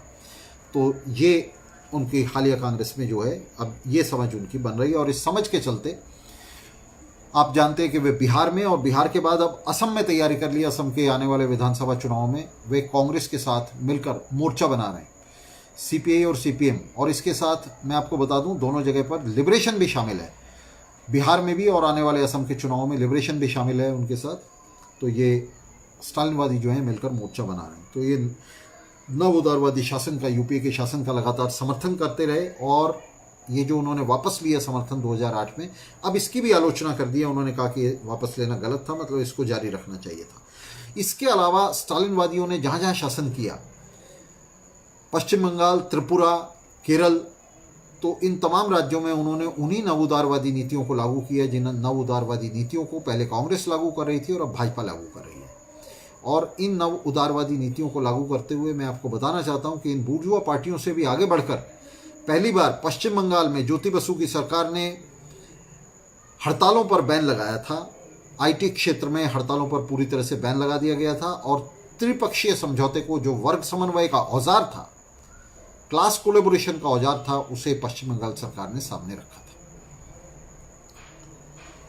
तो इसके साथ ही ये इनका जो इतिहास है उसके बारे में हम अगर उसे पलटकर देखें, स्टालिनवादियों के इतिहास को देखें, तो हम ये स्पष्ट रूप से देखते हैं कि ये पूरे दौर में, ये जो पूरा दौर है 1947 के बाद का, इस दौर में किसी भी तरह से ये जो स्टालिनवादी पार्टियां हैं, इन्होंने किसी भी तरह से स्टालिनवादी पार्टियों ने किसी भी तरह से मजदूर वर्ग की स्वतंत्रता को कायम नहीं रहने दिया, मजदूर वर्ग को स्वतंत्र कार्रवाई नहीं करने दी, और हमेशा मजदूर वर्ग को बूर्जुआ पार्टियों के पीछे बांध कर रखा, बूर्जुआ मोर्चों के मातहत करके रखा। और इनकी जो कुल भूमिका स्टालिनवादियों की रही, सीपीआई बढ़ती चली गई, सीपीएम में बढ़ गई, कितने सारे एमएलके ग्रुप्स हो गए, लेकिन इन्होंने कभी भी ये जो जनमोर्चे की नीति है, ये जो बूर्जुआ पार्टियों के साथ संघात बनाने की नीति है, इसकी कभी भी किसी पार्टी ने आलोचना नहीं की। और जिस जिस पार्टी को मौका मिला वो बनती चली गई इन जनमोर्चों में बूर्जुआ पार्टियों के साथ। लिबरेशन पहले ये कहा करती थी कि आलोचना करती थी सीपीआई और सीपीएम की। पहले सीपीएम सीपीआई की आलोचना किया करती थी कि सीपीआई नेहरू की सरकार के साथ बंधी हुई है, इंदिरा की सरकार के साथ बंधी हुई, लेकिन हमने देखा फिर सीपीएम भी बंधी। और उसके बाद सीपीआई में लिबरेशन आई, लिबरेशन आलोचना करती थी, और फिर लिबरेशन भी बंधी। ये इसलिए क्योंकि जनमोर्चे की जो नीति है, जो स्टालिन की नीति है जनमोर्चे की, दरअसल ये पार्टियां उसको मानती हैं, ये स्टालिनवादी पार्टियां उस नीति पर चलती हैं। तो उस नीति की बुनियादी तौर पर ये कोई आलोचना नहीं करती, और ये तभी तक इस नीति की आलोचना करती है जब तक इन पार्टियों को, ये पार्टियां खुद इस काबिल नहीं हो जाती कि ये अपने संघात बना सकें, अपने समझौते कर सकें।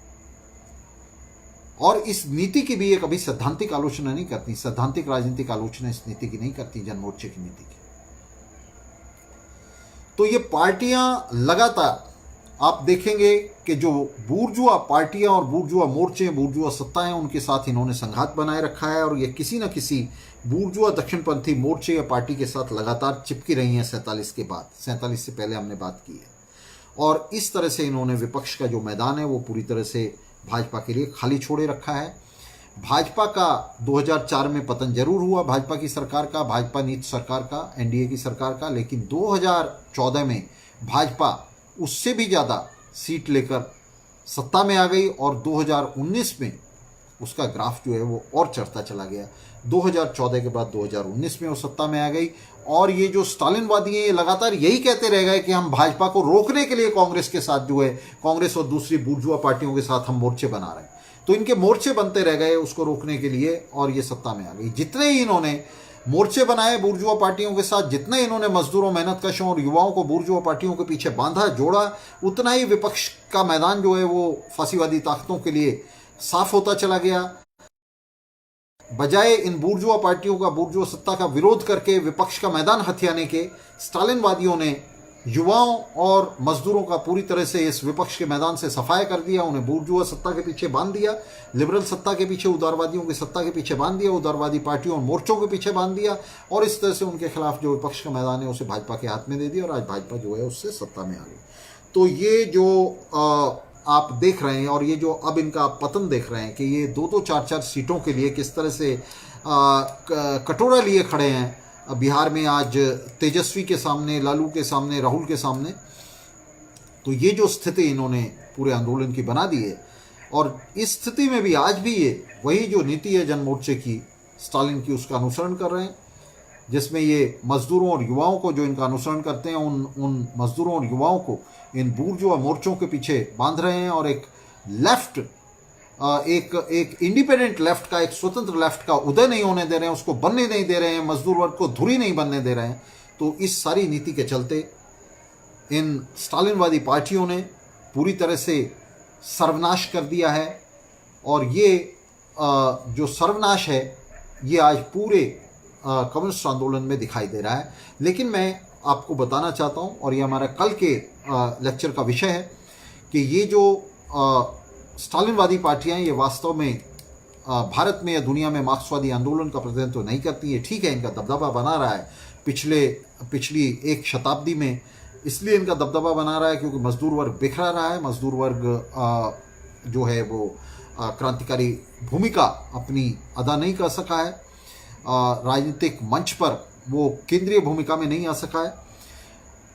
लेकिन मैं आपको बता दूं कि ये किसी भी तरह से क्रांतिकारी आंदोलन का, मार्क्सवादी आंदोलन का, क्रांतिकारी मार्क्सवाद का प्रतिनिधित्व नहीं करती हैं। उसकी प्रतिनिधि पार्टी दूसरी है। ये प्रतिनिधि पार्टी भारत में बीएलपीआई थी, Bolshevik Lenin party of India थी, और कल हम इसी पर बात करेंगे, भारत में ट्रॉट्स्कीवाद और बीएलपीआई का उदय और विकास और उसका पतन, उस पर भी हम बात करेंगे, बीएलपीआई के पतन पर भी बात करेंगे,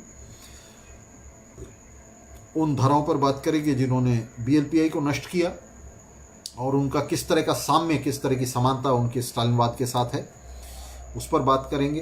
तो आज हमने सीपीआई के पतन पर बात की, जो 1930 से जारी रहते हुए आज 2020 तक पहुंचा। तो ये 100 साल का इतिहास, यहाँ जो कम्युनिस्ट पार्टी का इतिहास है उसके अंदर ये स्टालिनवादियों का इतिहास है, जिस पर हमने आज बात की, कल कुछ बात की थी, और आज हमने मुख्य रूप से स्टालिनवाद के इतिहास पर बात की। ये बहुत ही काला और शर्मनाक इतिहास है, जिसे किसी भी तरह से आप डिफेंड नहीं कर सकते, इसकी किसी भी तरह से आप प्रतिरक्षा नहीं कर सकते। जो काम संघियों ने किया, जो काम सावरकर ने किया कि स्वतंत्रता आंदोलन की पीठ में छुरी घोंपी, अडानी अंबानी की दलाली की, पूंजीपतियों की दलाली की, टाटा बिरला की दलाली की, वही काम इन स्टालिनवादियों ने किया। जहां संघ परिवार ने, इन दक्षिणपंथियों ने दक्षिण से इस बूर्जुआ सत्ता को सहारा दिए रखा, इन झूठे वामियों ने वाम से इस बूर्जुआ सत्ता को सहारा दिए रखा, और इन दो टांगों पर जो है बूर्जुआ सत्ता जो है यहां कायम रही। तो इनका बड़ा शर्मनाक और काला इतिहास है। तो युवाओं और मजदूरों से हमारी अपील है, जो सचेत युवा और मजदूर हैं उनसे हमारी अपील है कि वे इस काले इतिहास के साथ अपने आप को ना जोड़कर, और इसे डिफेंड ना करके, इसे आप डिफेंड नहीं कर सकते, इसे डिफेंड ना करके इसके साथ अपने आप को ना जोड़कर उस चमकते हुए इतिहास के साथ जोड़ें, जिस पर हम आने वाले कल में बात करेंगे, बीएलपीआई के बारे में बात करेंगे। और ये जो हमने कल बात की थी उसका भी एक हिस्सा ये चमकता हुआ इतिहास है। 1920 में जो पार्टी बनी थी, हालांकि उस पार्टी के अंदर वो बीज पहले से मौजूद थे, जो आगे स्टालिनवाद के रूप में विकसित हुए, जिनके चलते ये पतन हुआ। लेकिन उसके बावजूद वो पार्टी जब बनी थी तो वो क्रांतिकारी पार्टी थी, और उसने ब्रिटिश सत्ता के दिल और दिमाग में दहशत पैदा कर दी थी, आतंक पैदा कर दिया था उसने साम्राज्यवाद के लिए। हालांकि वो भारत की धरती पर मौजूद भी नहीं थी, प्रवासियों ने वो पार्टी बनाई थी। लेकिन पूरा जो ब्रिटिश खुफिया तंत्र है वो इस उधेड़बुन में लग गया था कि कॉमिंटर्न जो है उसके निर्देशन में बनी हुई ये पार्टी जो है इसकी क्या प्लान है। तो हम इस चमकते हुए इतिहास पर कल बात करेंगे, जो उसकी कंटिन्यूटी है। 1920 की पार्टी की जो निरंतरता है वो किस तरह से बीएलपीआई के जरिए शुरू होती है और वर्कर्स सोशलिस्ट पार्टी में आकर के वो अपना मूर्त रूप लेती है। तो इस पर हम बात करेंगे। वर्कर्स सोशलिस्ट पार्टी के हिस्टोरिक ओरिजिन्स भी हैं। वर्कर्स सोशलिस्ट पार्टी जिसका हम प्रतिनिधित्व करते हैं, उसके ये ऐतिहासिक उद्गम हैं। कल इन पर बात करेंगे। बहुत सारे साथी ये पूछते हैं कि भारत में ट्रॉट्स्कीवादियों ने क्या किया, तो कल हम उन्हें जवाब देंगे कि भारत में ट्रॉट्स्कीवादियों ने क्या किया। आज हमने पहले ये बताया कि भारत में स्टालिनवादियों ने क्या किया और किस तरह से स्टालिनवादी सियारों का ये काला इतिहास है, जो एक एक इंच इस इतिहास का काला है, एक एक इंच इस इतिहास का शर्मनाक है। तो हम दोस्तों आपसे विदा लेते हैं। आज 1.5 घंटा हो गया है, जितना समय हमने सोचा था उससे कुछ ज़्यादा लग गया है। तो कल हम बात करेंगे भारत में ट्रॉट्स्कीवादियों के इतिहास पर और किस तरह से ये जो कॉमिंटर्न की और भारत की कम्युनिस्ट पार्टी की जो शानदार परंपरा है, जिसके लिए और जो दायित्व हैं, उसके जो कार्यभार हैं, जिसके लिए सीपीआई की रचना की थी, लेनिन और ट्रॉट्स्की की लीडरशिप में उसकी रचना हुई थी कॉमिंटर्न की और उसके तहत सीपीआई की, तो उन्हें किस तरह से ट्रॉट्स्कीवादियों ने अपने ऊपर लिया है, उन कार्यभारों को आगे बढ़ाने का दायित्व लिया है। तो इस सब पर हम कल बात करेंगे दोस्तों। लाल सलाम, धन्यवाद आज साथ रहने।